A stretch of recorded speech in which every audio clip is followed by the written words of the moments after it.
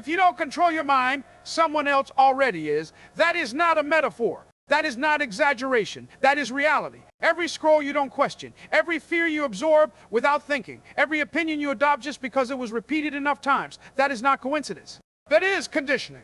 Your mind is the most valuable territory on earth, and yet most people leave it completely unguarded. No walls, no rules, no filters. Anything can enter, anything can stay, anything can stay, anything can take control. And what you don't control, controls you.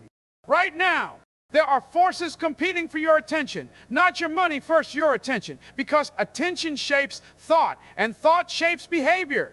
Behavior shapes destiny. You think you're choosing what to focus on, but ask yourself honestly, are you? Or are you reacting? Reacting to notifications, reacting to comparison, reacting to fear, reacting to noise. Reaction is not freedom. Reaction is obedience. A controlled mind does not panic under pressure. An uncontrolled mind collapses at the smallest discomfort. Most people don't lose their future in one dramatic mistake.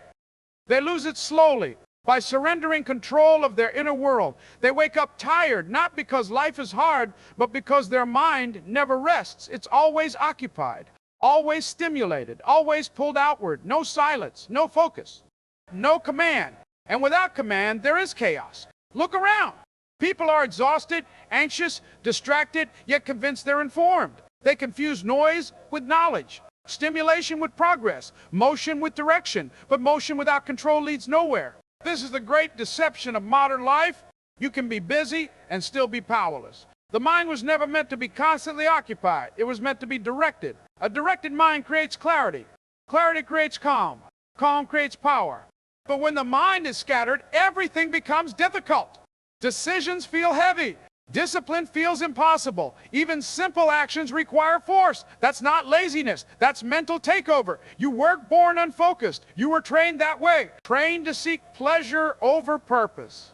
Trained to avoid discomfort at all costs. Trained to outsource thinking to trends, crowds, and algorithms. And slowly, without realizing it, you stopped thinking deeply at all. You started consuming thoughts instead of creating them. That is how control is lost. Because the mind does not stay neutral. It is either governed or it is governed by something else. Fear governs many minds. Approval governs others. Comfort governs most. Very few people rule their own thinking, and that is why very few people live intentionally. A controlled mind asks, what matters? An uncontrolled mind asks, what feels good right now? And that difference decides everything. Your future does not depend on motivation. It depends on mental authority. Who decides what you focus on? Who decides what you believe? Who decides how you respond under pressure? If the answer is circumstances, then you are not in control.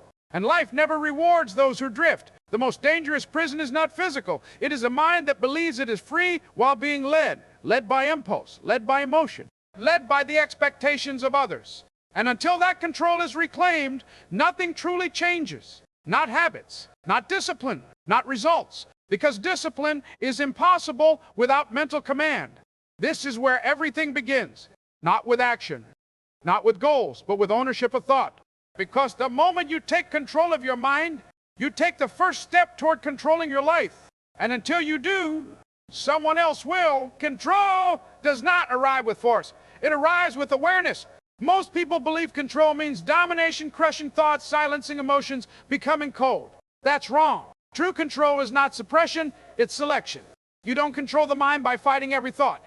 You control it by choosing which thoughts deserve your energy.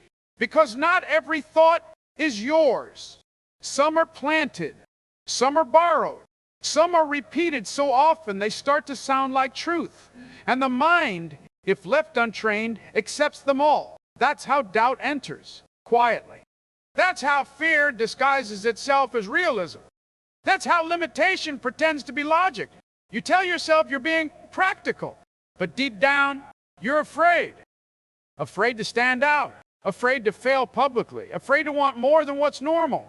And fear loves an uncontrolled mind, because fear thrives on repetition. Repeat a fear long enough, and it becomes identity. I'm not good at this. I'm not built for that. That's just not who I am. Those sentences feel personal, but they're programs. Someone once said them to you, or you heard them said about someone like you. Or you failed once, and your mind built a rule around it, and without questioning it, you accepted it. That's how control slips away, not all at once, but sentence by sentence. A controlled mind interrogates its own beliefs. It asks, is this true, or is this familiar? Because familiarity is not truth. Most people live inside conclusions they never consciously chose. They inherited them, absorbed them, normalized them, and then they wonder why they feel stuck. Your thoughts shape your emotional baseline. Your emotional baseline shapes your actions. Your actions shape your future. So if your thinking is borrowed, your future will be too. This is why mental discipline matters more than physical strength. A weak body can recover. A weak mind repeats the same life. Every breakthrough you admire, every person who changed their circumstances did not begin by changing the world. They began by changing the conversation inside their head. They stopped allowing random thoughts to run the show. They learned to pause, and that pause is between stimulus and response. There is a moment. Most people surrender that moment instantly. The discipline take it back. They choose their response. They choose their focus. They choose their meaning, and meaning is everything.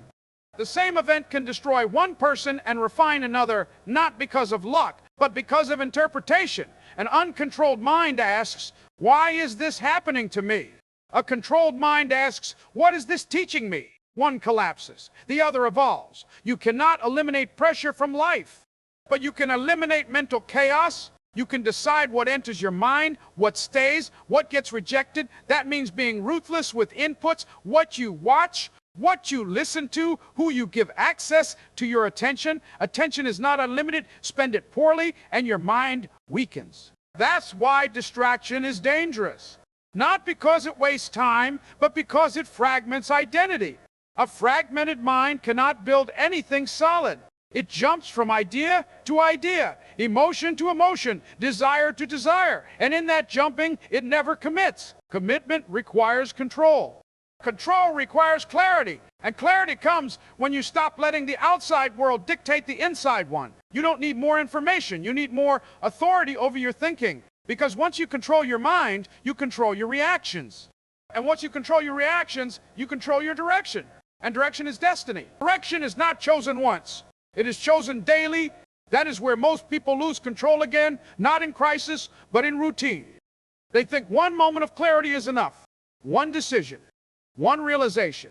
But the mind does not stay disciplined by intention alone. It stays disciplined by practice. An untrained mind drifts back to comfort the moment you stop watching it. Comfort is subtle. It whispers, not shouts, skip today, start tomorrow. You deserve a break.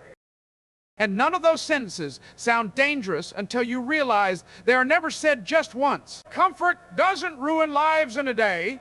It softens them slowly.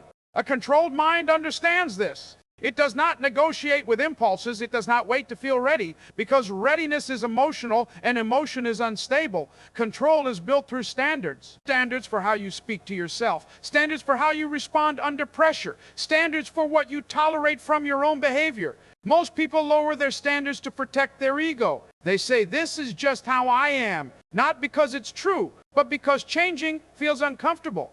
But growth has never been comfortable. Every version of you that is stronger, sharper, calmer, more powerful requires the death of an old habit, an old belief, an old excuse, and the mind resists the death.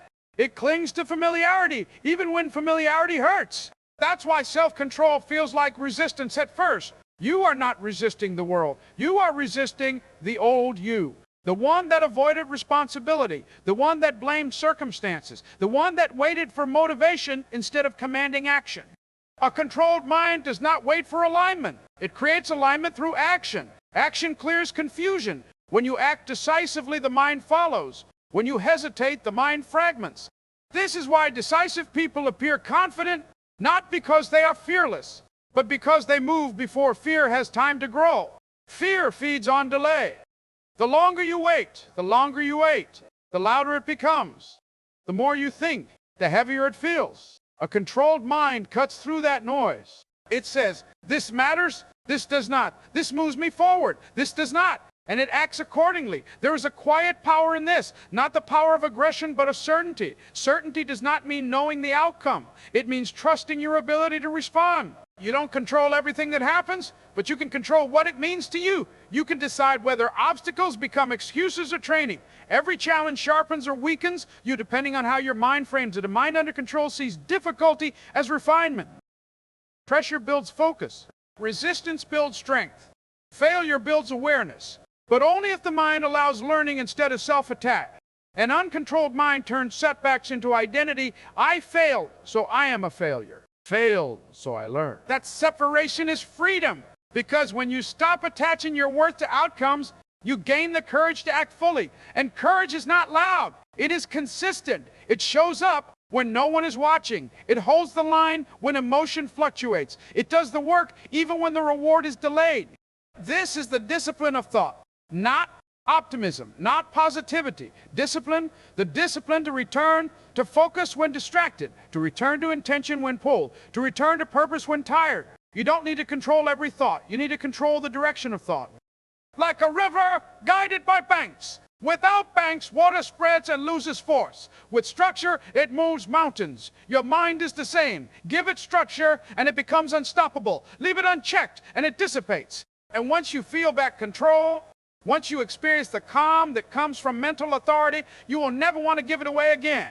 Because nothing is more dangerous than a person who controls their own mind. The moment you begin to control your mind, something subtle changes. Life doesn't suddenly become easy, but it becomes quieter. The noise fades, the urgency softens, the pressure stops screaming and starts speaking. You realize that most of what once overwhelmed you was never the problem itself. It was your internal chaos reacting to it. A controlled mind does not eliminate emotion. It organizes it. You still feel fear, but it no longer paralyzes you. You still feel doubt, but it no longer decides for you. You still feel temptation, but it no longer commands you. This is the difference between feeling something and being ruled by it. Most people confuse emotion with truth. They feel uncertain, so they believe they are incapable. They feel tired, so they believe they should stop. They feel afraid, so they believe danger is real. But emotions are weather, not direction. A disciplined mind checks the compass before reacting to the storm. That's why mental control creates emotional stability, not numbness, but maturity. You stop asking, how do I feel right now? And start asking, what does this moment require? That question changes everything, because life doesn't reward moods. It rewards responsibility. Responsibility for your focus. Responsibility for your standards. Responsibility for your internal dialogue. Your inner voice is either your greatest ally or your most persistent enemy. And the terrifying truth is this: it speaks in your own tone. So if it is cruel, discouraging, impatient, or small, it feels like you. But it isn't you. It's a habit. A controlled mind does not insult itself under pressure. It instructs itself. It says, slow down, breathe. Think clearly, respond deliberately. Those commands sound simple, but they require authority. Authority comes from repetition. Every time you pause instead of react, you strengthen control. Every time you choose focus over distraction, you strengthen control. Every time you do what you said you would do, you strengthen control. Self-trust is built this way. Through confident speeches, through kept promises, most people don't trust themselves and they don't know why. It's because their mind has watched them quit too many times. Say you'll wake up early, you don't. Say you'll start, you delay. Say you'll change, you repeat. The mind records everything. So when it resists next time, it's not sabotage, it's evidence. A controlled mind rebuilds trust through alignment. Thought matches action, action matches intention, and slowly, quietly, certainty returns. Not the loud certainty of ego, but the calm certainty of someone who knows they will follow through.